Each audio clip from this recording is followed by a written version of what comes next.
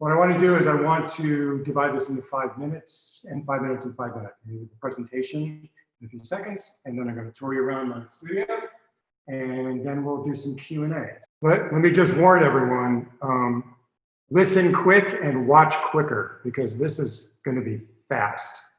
This is a recent retrospective that I had. I've been cutting and collaging maps for a long time. The oldest, most substantial series is a series of kings and queens where I would use maps of territories that they ruled to make their faces.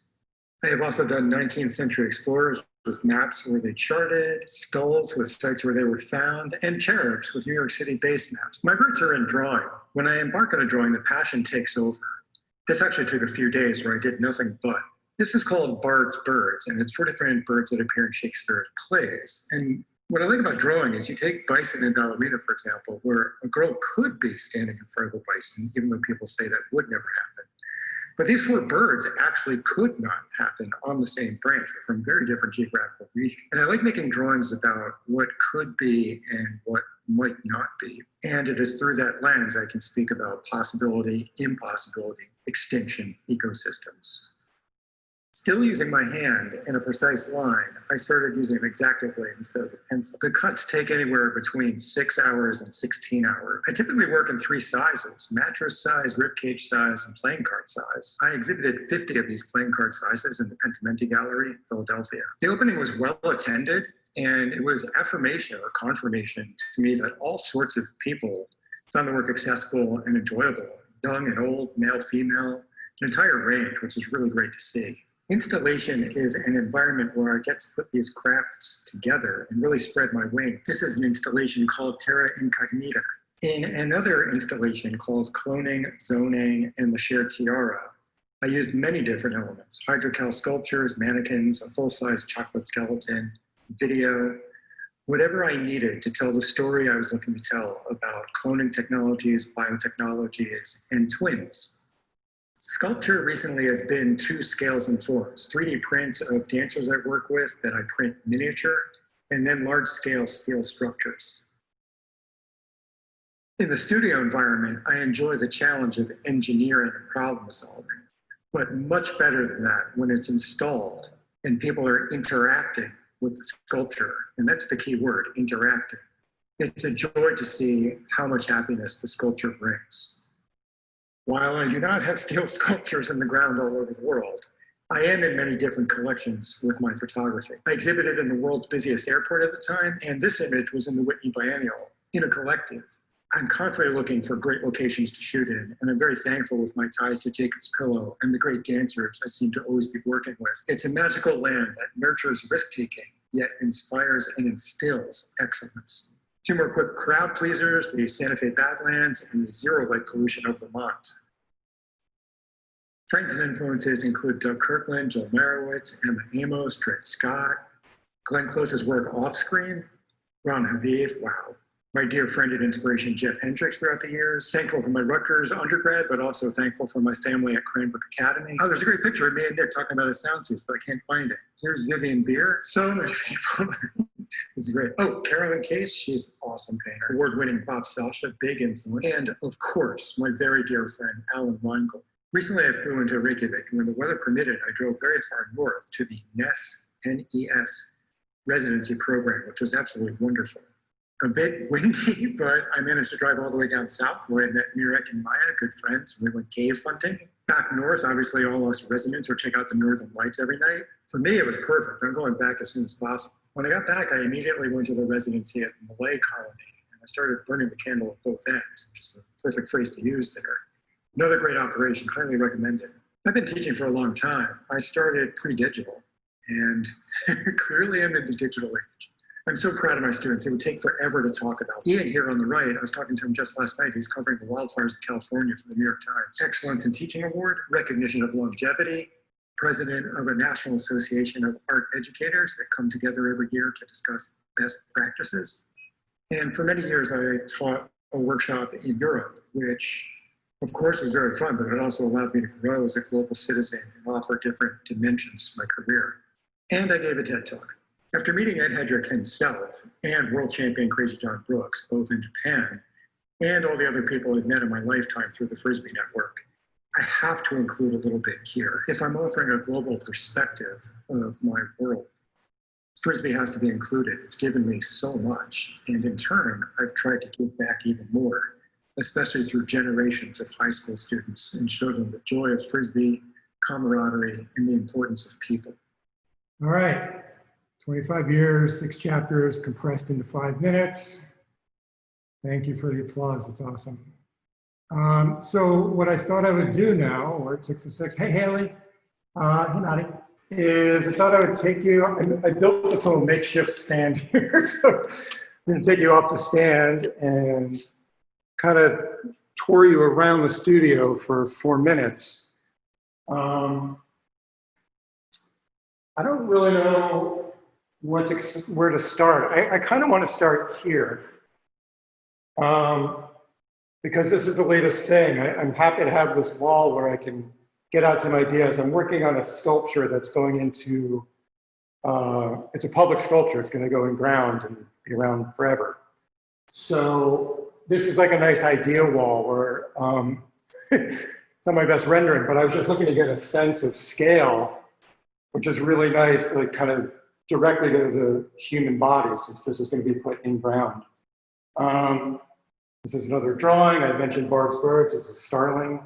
And it's nice that I always get looked over or looked after by my friends. I say friends, you know, these are, well, actually Luciano did write to me. I don't know if you can see it, but a friend of a friend shot this image of John and Yoko, and it's one of my prized possessions. But moving on.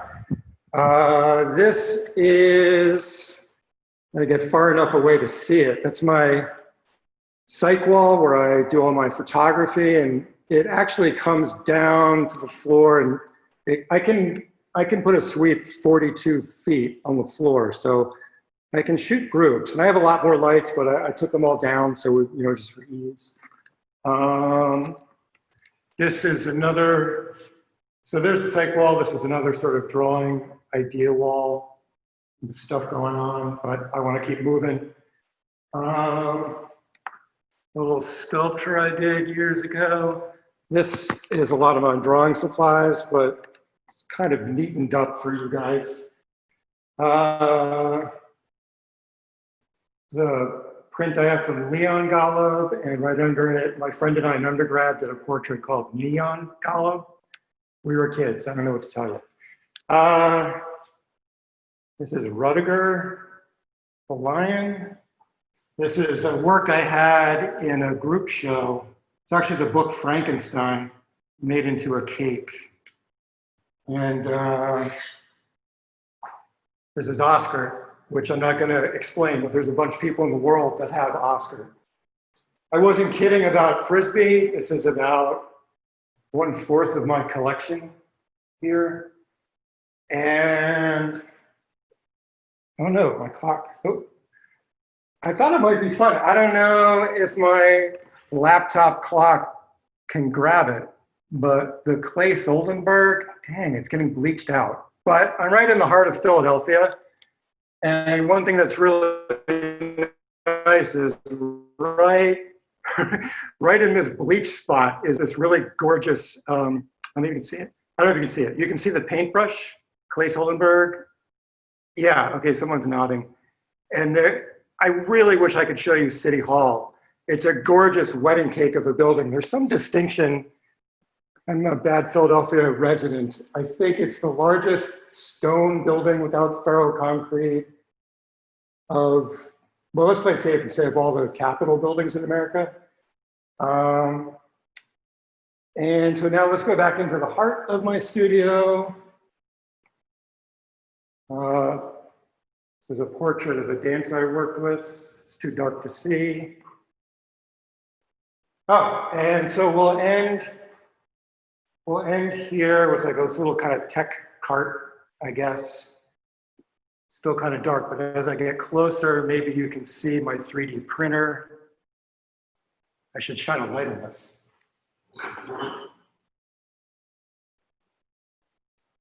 There's my printer. So that's nice to make those little dancers. Oh, and by my clock, we're pretty much at 10 minutes. So I'm putting you back onto this makeshift shelf.